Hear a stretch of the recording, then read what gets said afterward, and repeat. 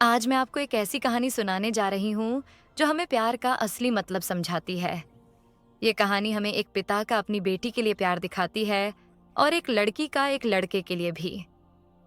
कहानी शुरू होती है एक बहुत बड़े युद्ध के बाद, जहाँ ज्यादातर धरती तबाह हो चुकी थी। तभी हम देखते हैं डॉक्टर डाइसन ईडो को, जो कबाड़ में से जरूरी पुर्जे ढूंढ रहे होते हैं। वहीं उन्हें कुछ अजीब दिखाई देता है, एक साइबोर्ग लड़की का अधूरा शरीर। ईडो उस शरीर को अपने घर ले आते हैं और उसे एक नया शरीर देते हैं। अगली सुबह जब वह साइबोर्ग लड़की अपनी बड़ी बड़ी आंखें खोलती है तो वह हैरान रह जाती है, क्योंकि उसे बेहोश हुए 300 साल से भी ज्यादा हो चुके होते हैं। वह अपने हाथों और पैरों को बहुत ध्यान से देखती है। फिर वह झांक कर देखती है तो ईडो किसी और साइबोर्ग का मुफ्त में इलाज कर रहे होते हैं। डॉक्टर उसे देखकर पूछते हैं कि वह कैसी महसूस कर रही है, लेकिन तभी हमें पता चलता है कि उस लड़की की सारी पुरानी यादें मिट चुकी हैं। उसे अपनी जिंदगी के बारे में कुछ भी याद नहीं है। इसके बाद डॉक्टर उस लड़की को बाहर लेकर जाते हैं और उसे एक नया नाम देते हैं, अलिता। यह नाम उनकी अपनी बेटी का था, जो अब इस दुनिया में नहीं रही। फिर डॉक्टर किसी काम से अलिता से दूर चले जाते हैं। अलिता को रास्ते में एक अखबार मिलता है जिसमें 6 लड़कियों की हत्या के आरोपी के बारे में लिखा होता है। तभी उसे एक कुत्ता दिखता है और अचानक एक बड़ा रोबोट उस कुत्ते को कुचलने आ जाता है। लेकिन उसी समय अलिता के पुराने रिफ्लेक्सेस जाग उठते हैं। वह एक अटैकिंग पोजीशन में आ जाती है। तभी एक लड़का अलिता को उस रोबोट के रास्ते से हटा देता है।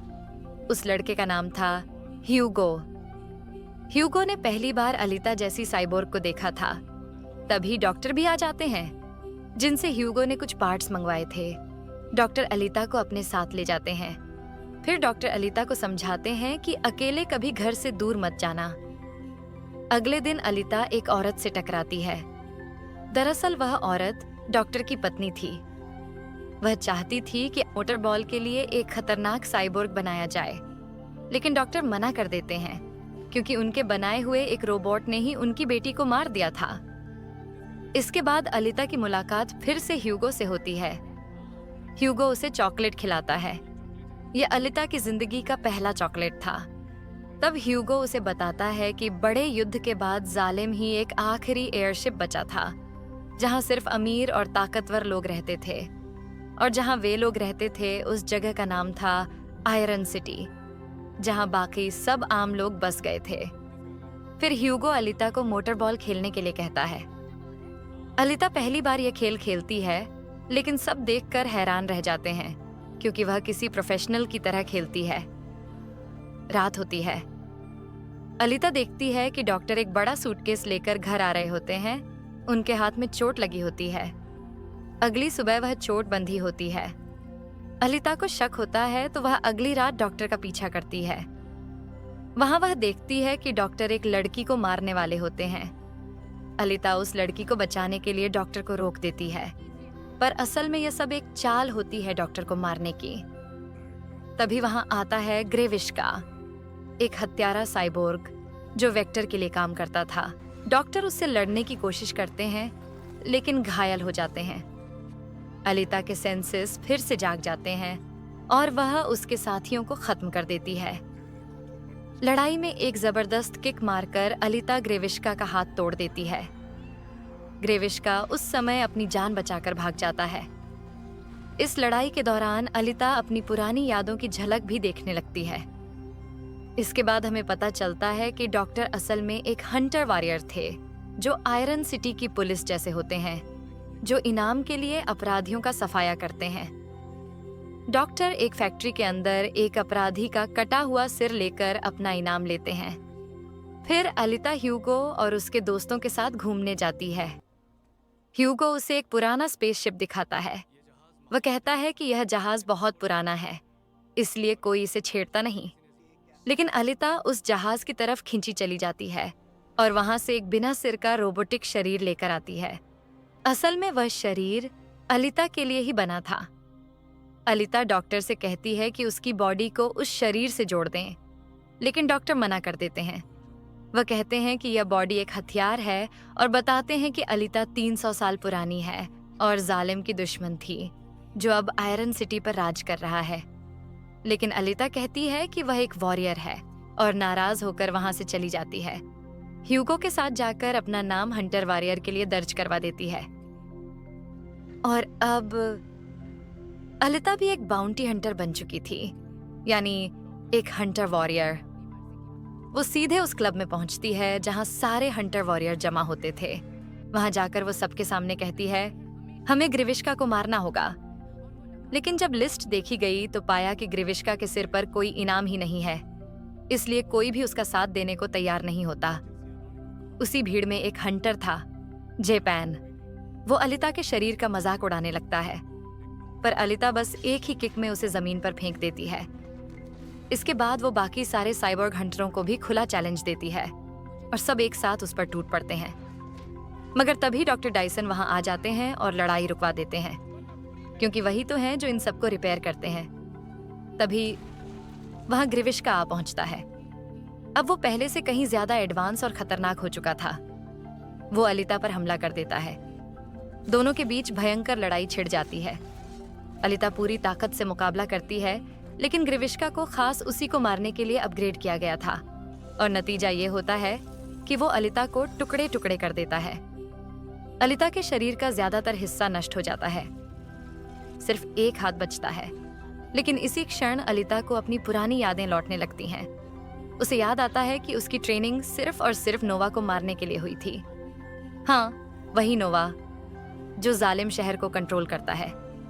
इससे पहले कि ग्रिविश्का अलिता को पूरी तरह खत्म कर पाता, वहां डॉक्टर डाइसन और ह्यूगो पहुंच जाते हैं। साथ में उनके शिकारी कुत्ते भी होते हैं। वो सब मिलकर ग्रिविश्का पर हमला करते हैं और मजबूर होकर ग्रिविश्का को वहां से भागना पड़ता है। इसके बाद डॉक्टर डाइसन अलिता का बचा हुआ सिर और कोर अपनी लैब में ले आते हैं।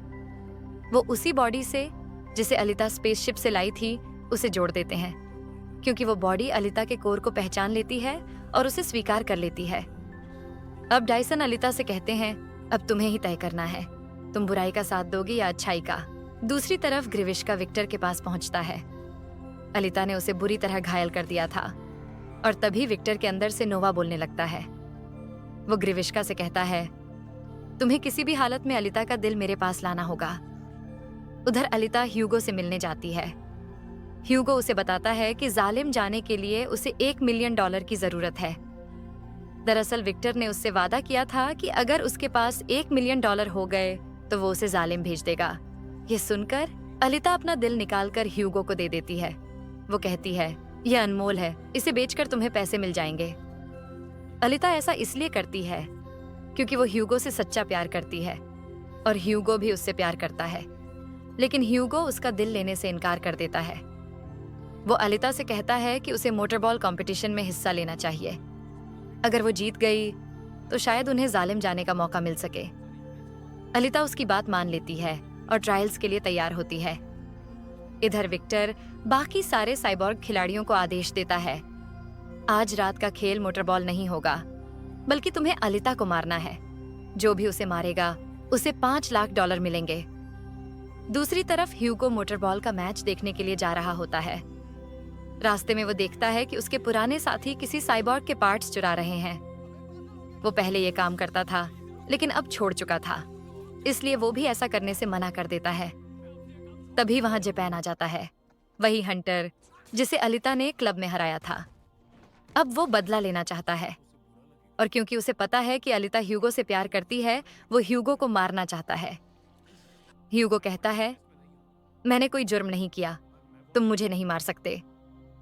उधर मोटरबॉल एरिना में सारे खिलाड़ी अलिता पर टूट पड़ते हैं, लेकिन अलिता अपनी बहादुरी और चालाकी से एक एक कर सबको हराने लगती है।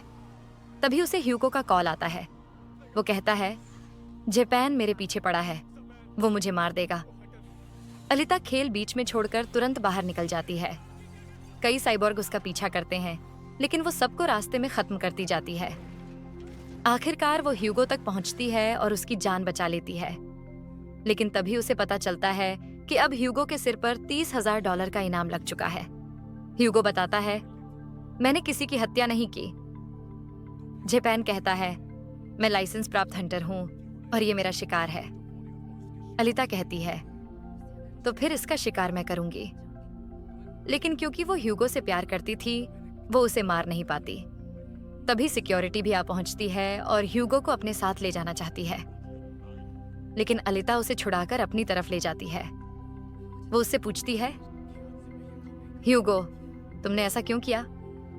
ह्यूगो कहता है, मैं आज रात अपने दोस्तों के पास गया था, ये कहने कि अब मैं किसी के भी पार्ट्स नहीं चुराऊंगा, और ये फैसला मैंने इसलिए लिया क्योंकि मैं तुमसे प्यार करता हूं। इसके बाद अलिता ह्यूगो का सिर उठाकर बाहर ले जाती है और सबको दिखाती है कि उसने ह्यूगो को मार दिया है। लेकिन असल में जापान समझ जाता है कि ह्यूगो अब भी जिंदा है, क्योंकि उसके सिर से 2 पाइप जुड़े हुए थे, यानी उसका दिमाग अभी भी काम कर रहा था। डॉक्टर डायसन ह्यूगो को साइबॉर्ग बना देते हैं, यानी अब ह्यूगो भी जिंदा है। डायसन अलिता को बताते हैं, विक्टर हमेशा से ह्यूगो को बेवकूफ बना रहा था। पैसों से कोई भी जालिम नहीं जा सकता। मैं खुद जालिम में पैदा हुआ था, लेकिन अपनी बेटी की बीमारी के कारण नोवा ने हमें बाहर निकाल दिया। ये सब जानने के बाद अलिता उस जगह जाती है जहां पर विक्टर रहता है। वो विक्टर की सेना को अपनी तलवार से ध्वस्त कर देती है, और जब वो विक्टर के पास पहुंचती है तो विक्टर उसे डॉक्टर सरीन के पार्ट्स एक सेफ के अंदर दिखाता है, क्योंकि उसने अलिता का साथ दिया था। ये देखकर अलिता गुस्से से भर जाती है। वो अपनी तलवार से ग्रिविश्का के 2 टुकड़े कर देती है, और इसके बाद वो विक्टर को भी मार देती है। अब अलिता उस जगह जाती है जहां पर ह्यूगो होता है। वो पाइप पर चढ़कर जोलाम जा रहा होता है। अलिता उसे रोकती है। ह्यूगो कहता है, मेरे सिर पर इनाम है, मुझे कोई भी हंटर मार देगा, इसलिए मुझे अपनी जान बचाने के लिए जोलाम जाना पड़ेगा। अलिता उसका हाथ पकड़ लेती है, लेकिन वो ज्यादा देर तक उसका हाथ नहीं पकड़ पाती और ह्यूगो गिर जाता है, जिससे उसकी मृत्यु हो जाती है। अलिता का दिल गुस्से और दर्द से भर जाता है। कुछ महीनों बाद दिखाया जाता है कि अलिता अब मोटरबॉल की चैंपियन बन चुकी है। वो एरिना में अपनी तलवार आसमान की ओर उठाती है, सीधे झोलम की तरफ, और ऊपर से नोवा सब कुछ देख रहा होता है।